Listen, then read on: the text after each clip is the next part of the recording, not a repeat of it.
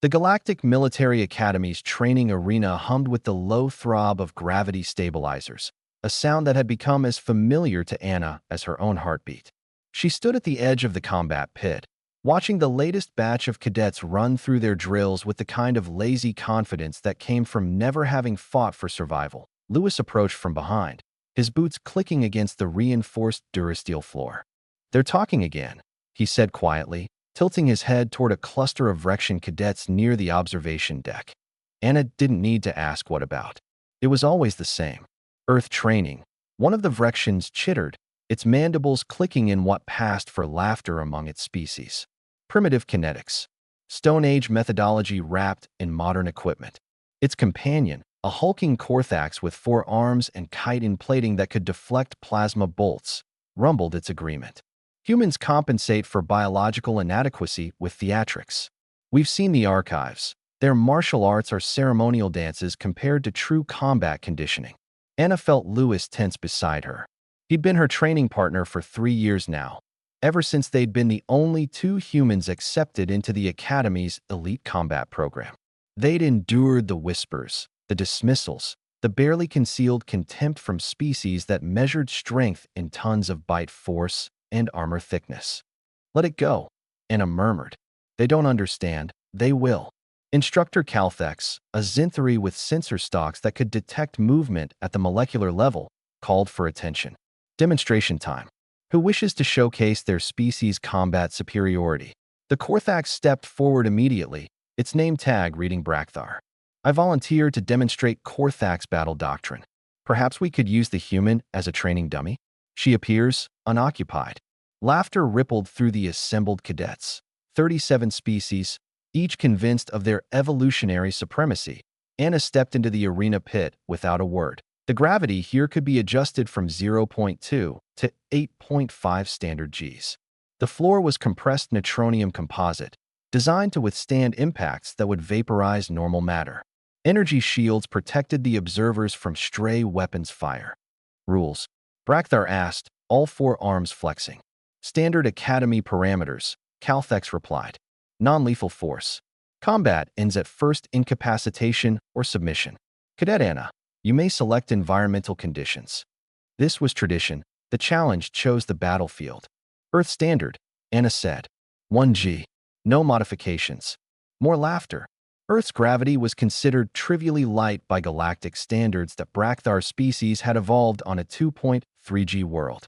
In 1G, he would be significantly faster and stronger than his baseline, already formidable capabilities. "Generous of you," Brakthar growled. "Or foolish." The arena reconfigured. Anna felt the subtle shift as the gravity stabilizers adjusted, dropping from the Academy's standard 1.5G to Earth's familiar pull. She'd been training in elevated gravity for months. This would feel like floating.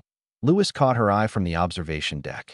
He nodded once that Brakthar charged .4 arms, each capable of crushing steel, came at her in a coordinated assault pattern that would have overwhelmed most opponents.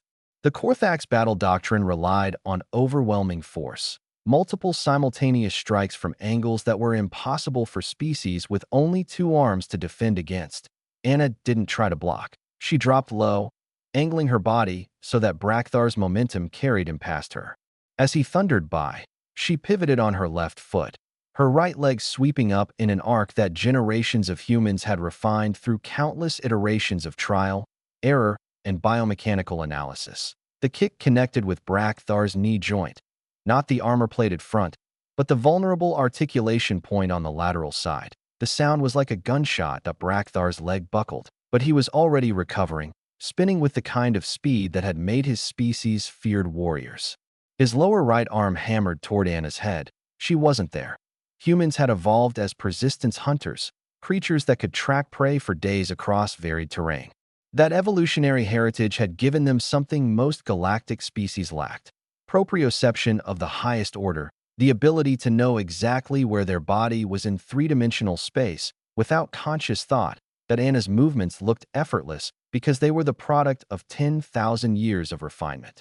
Every shift of weight, every angle of attack, every counter had been tested in the crucible of human warfare, from ancient battlefields to modern combat sports.